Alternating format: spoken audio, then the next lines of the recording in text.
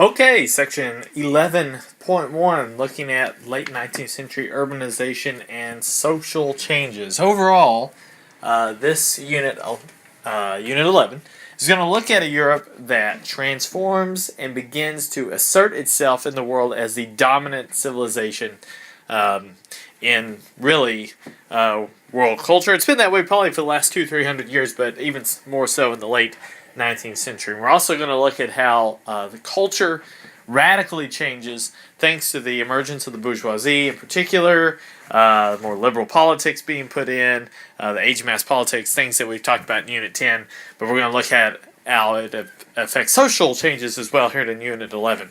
This is basically the bridge to the end of our class. After this unit, Unit 11, we have 3 units left, looking at World War I, World War II, and the Cold War. So basically, this is the bridge which will take us to the remainder of our class.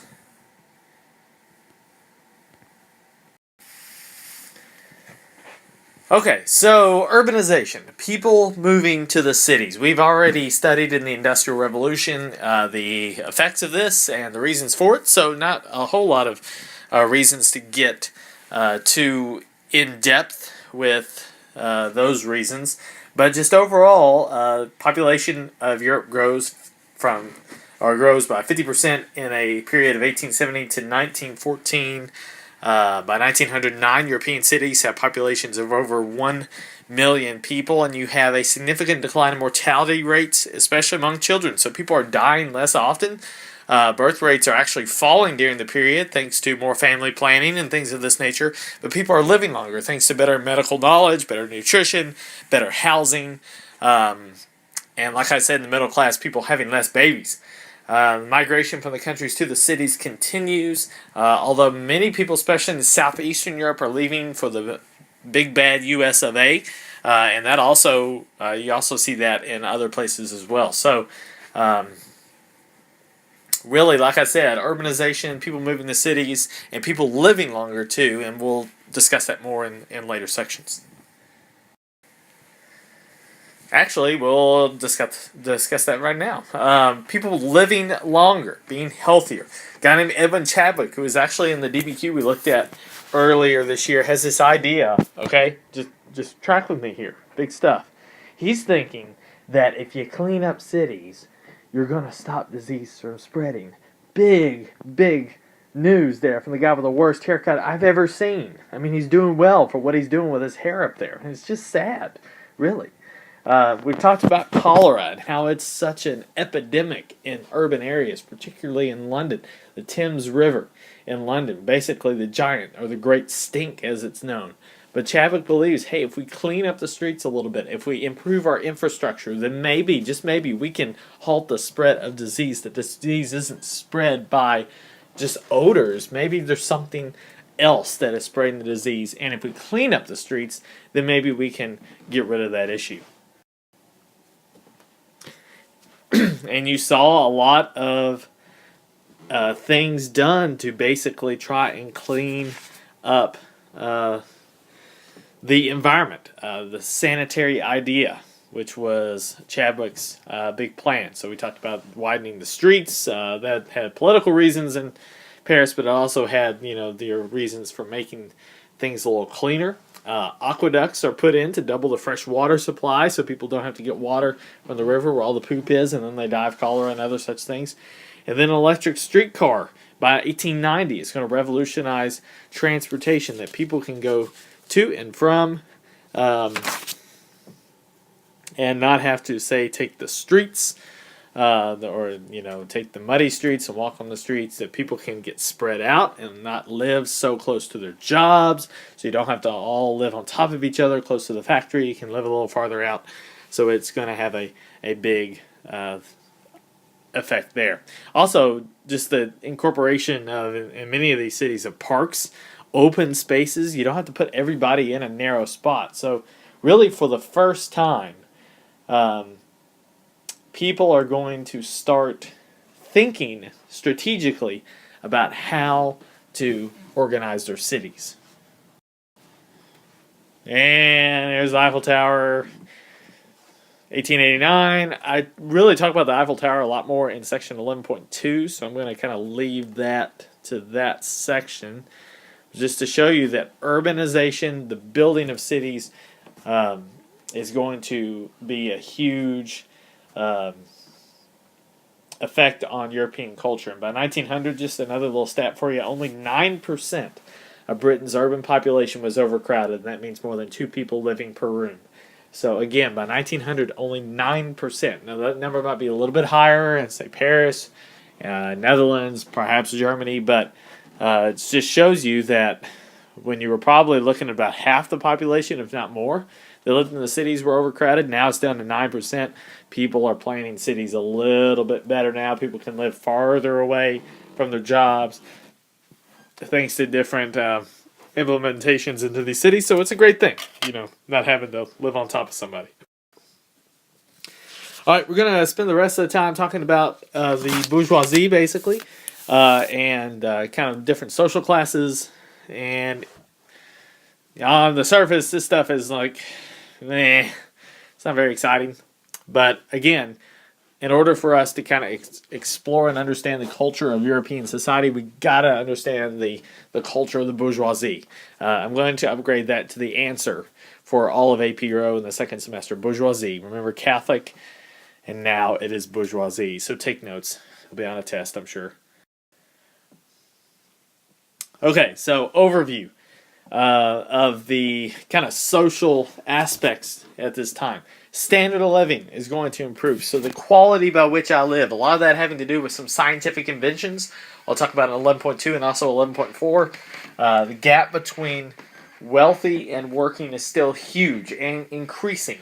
And again, the middle class is going to become more and more powerful. And then you're going to see inside of the middle class, different classes inside of the middle class. And we're going to talk about that, I think, now. All right, I am correct. So what is this middle class? I mean, what exactly is it? Who is it? What kinds of things does it do? Who's in what part of it? Well, in Western Europe, you see about 15 to 20% of the population qualifies as middle class. In Eastern Europe, it's going to be less, and in Russia, 2%. And hopefully by now you can explain why exactly there's less in Russia than in Western Europe. There's certain things that are missing. Again, that's a big story. If you don't know that, then go back and review notes from Unit 9 and Unit 10. The upper middle class, let's talk about it real quick. These are your bankers, industrial leaders, commerce leaders, top government officials, sassy Asian people. Whoa, that's not going to do well. Really, not just sassy Asian people, but smug, money-holding people. You just have all these people who are really out to gain money, to gain cash. They are your leaders in the community. They are your leaders in the financial world, and they're more of what we consider maybe today as the upper classes.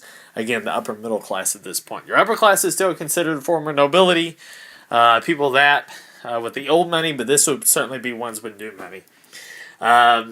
Diversified middle class. These are your sassy white college kids, your stern lawyers, your cheery doctors. No, basically you have your businessmen, professionals, merchants, doctors, lawyers, civil servants. Even though many of these people have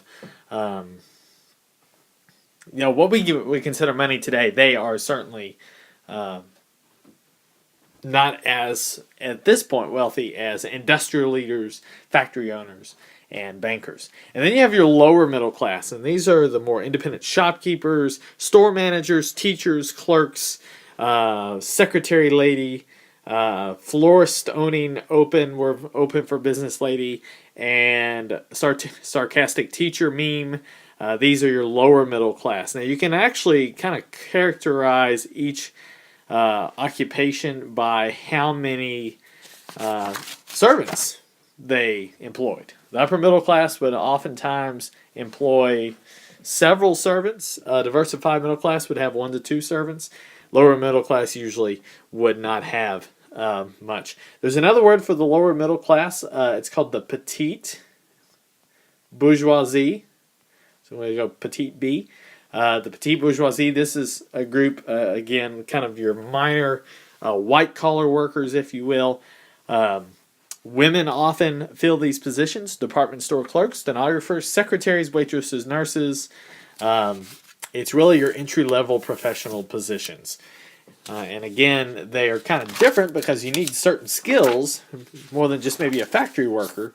You need certain skills to be able to work that position. So, big notice here is that inside the middle class, you have differences. You see more middle class bourgeoisie the more west you are in Europe than the more east you are. Okay, so who are these people? I don't know how that got on there. Let's erase that. There we go. So, the middle class, who are they? What kinds of roles do they have? What kinds of things are important to them? They are all about liberalism, the protection of property. John Locke, life, liberty, property, your natural rights. Well, the middle class who earns money, they get what they earn. They're not given anything. These people work for the money that they have. They believe that a government should protect that and should not come in and try to take that from them. So these men and women are oftentimes characterized as liberal. So, if I'm a teacher and I work hard during the day, record these podcasts in my pajamas, I expect to be compensated for that, if not tipped, for my great service. And then that's my reward for working so hard. So there you go. That's kind of the idea behind it. They emphasize rewarding economic success. Again, these people that were not born into a world of the nobility. They were not born into a world where things were just given to them on a silver platter. They had to earn it, and they look to be rewarded for that. Frugality and focused on planning for the future. We talked about the idea of cry now, smile later. Work hard now, work yourself up socially and economically, and enjoy your life as it goes on. And then we've also talked about kind of an idea of like 3 pillars before 2. With conservatives, I'm not going to ask you to remember these, but just to give you an idea of what's important. Family, religion, education. For a middle class citizen, you really couldn't get more important than those 3 things in any sort of order. If you don't have those 3 things in society, you're going to really be struggling. Religion sometimes would be more of just a traditional, maybe not so much of an active thing, but the institutions need to be there to impose basically order in society so that you could advance and do certain things of that nature. Really out of breath. I'm getting very passionate talking about the middle class. I'm not sure why. Anyway, they also were strong nationalists. As time went on, the middle class became more and more profoundly loyal to their government. We talked about the age of mass politics in the late 19th century. These guys are going to be the leaders of that, and they're going to have a lot of loyalty toward their government. Here's a portrait, typical middle class, upper middle class family, likely in the late 19th century. You see, it's the whole family is here, so you have that family structure. You have some cute babies. Let me get there we go. Baby, toddler, children, and Gandalf. So you have, all the classes of age there, but there's some other things that you could probably point out in terms of what's important. Old Gramps back here, Gandalf, Dumbledore, whoever you want to call him, is reading that newspaper, keeping up with the news, and also kind of the importance of education. Certainly this family is financially well off, so you can talk about kind of the financial success that they've had. They're good actors with their Academy Awards up here, Best Picture, well played. So you really do see, overall, kind of the foundational aspects of the middle class. And of course, just in general, the big old family, right? And you definitely see that on display of being very important. Otherwise, they got all these random people and stuck them in a house together, which I'm not sure. But then, of course, we've got these reality shows like Big Brother that it very well might be happening that way. So we're not one to judge. Okay, so just a few words about family structures, children, romance, things like that. By 1850, Um, all you need is love. John Lennon said it best about late 19th century European culture.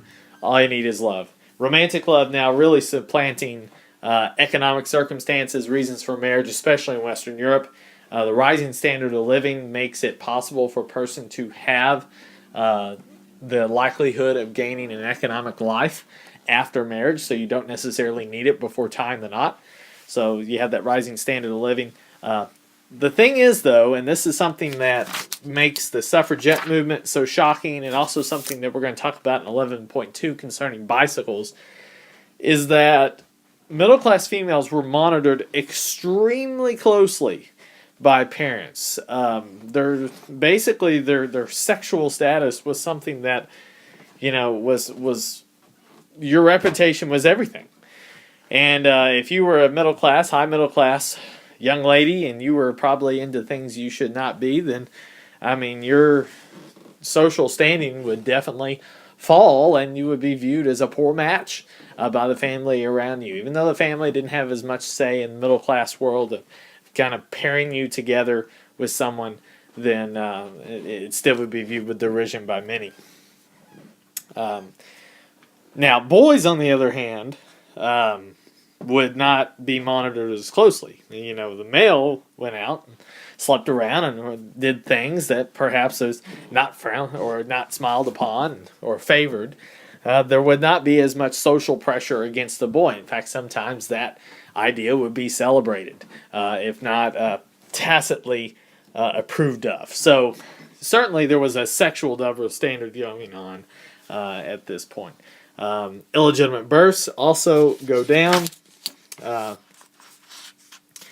And the reason why is that there's still a high rate of premarital sex, but the more couples would be married if the girl became pregnant.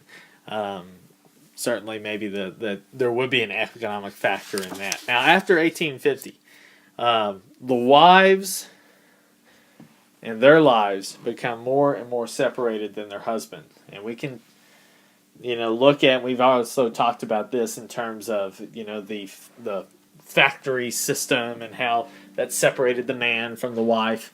The man is the primary wage earner, whereas the woman is the primary domestic figurehead. And we've looked at examples of that. We've looked at how the woman is now at home, concerned with domestically raising the child. And you see this even more so in the middle class, because the husband's ability to work takes care of the family economically, and then the woman will be the master of the home, and the children increasingly will go to school. Women, though, will begin to resent their status as, quote, second class, and that's where the suffragette movement even was more shocking, is that these women, who were considered to be masters of the home and not of public life, again begin to resent that. And we're going to see in section 11.3 how women were certainly in the middle class world treated and viewed as that second class citizen. Okay, so take a look at that child on the right and show it to your parents and gain the approval of your parents in acknowledging that that was you so many years ago. Really, butter. My cousin ate butter. I never understood her. She was a little weird. Still is. I'm trying to think of something my sister ate that was weird that might explain the way that she is, but I fail to think of anything at this time. Anyway, let's move on. Children, they're not dying as soon. That's awesome. Kids are living longer, which means that Mama and Daddy, Mama especially because she's at home, Mama is growing more emotionally connected to the child. Okay? So, what you have is, back in the day, you'd probably have 9 kids, and you're probably batting 300 and have about 3 of them live. And then, once they pop out, you're like, hey, kid, come here. Because you don't want to get emotionally connected to that child, right? We've talked about that. You don't want to say, oh, Tommy, I love you. No, Tommy's going to be dead in 3 years, so what's the use? But now, these kids are living longer since the advance in scientific medicine, the sanitary idea, thank you, Chadwick. All these things are happening to help kids live longer. Now you're more connected. Now you don't need as much or as many kids, right? Because who wants to get connected to 9 kids? That's a little overwhelming. Now, what you also see is that since families are economically speaking in better shape, especially in the middle class, thus the need to have less kids. Back in the day, you need about 12 of those little boogers running around on the farm, but now you only need 2 or 3, right? Especially if you're going to send them off to some professional school, which costs money, then you got to concern that too. It's really what we think of today. So people start to have less children. Family planning becomes more and more important than, say, it was at the beginning. Now, this isn't kind of the same game, though, for working class, because you still need a lot of kids to support you financially. You don't become as emotionally connected, and that has other issues as well. So I know some of you maybe not have that great of home situation, but some of you have a situation where your parents are very invested in your life, and a lot of that has to do with the fact that you aren't expected to die tomorrow. Now, maybe you will, and let's hope not. I'm not cheering for that, but it's certainly not expected, and that leads to a different emotional connection. Now, this has it's a triangle. Good job. This had a very nice little graph on it. And now it does not. So I'm not really going to get too in-depth because it did not carry over when I put it on the system. Just know that the working class is about 80% of your population, and that most people, especially in Eastern Europe, were still considered peasants. Rural workers, especially in Eastern Europe. Now in Western Europe, you have a little change. You have certain people who are higher up on the graph. Let me just go ahead and just a couple of examples, like factory foremen. Okay, they were known as the labor aristocracy. Okay, and that's a very small part of the population. But then you have semi-skilled workers like carpenters, like Jesus, bricklayers, things like that. So you have semi-skilled, and then let's just call them the scabs. Here at the bottom, the unskilled workers, mostly those were women, your single women, widowed women who worked in factories. But you also have domestic servants, which probably you would argue is not unskilled labor, but they were oftentimes fit into that. So that's basically the working class. So certainly that's a more Western European number right there, 80%. The higher east you go, the higher that gets, but it's not just like working. You also have to consider like peasants, and they would fit in with that as well. So you're rural poor. So that's really a look at social structures. 11.2 is going to look into kind of cultural changes, especially with, well, the middle class. What do they do with their money? Because they're going to work less, and they're going to earn more. You have those hours, 8 to 4, and then you have all this money. What are you going to do with it? So that's what that's going to look into, and then we'll go on from there.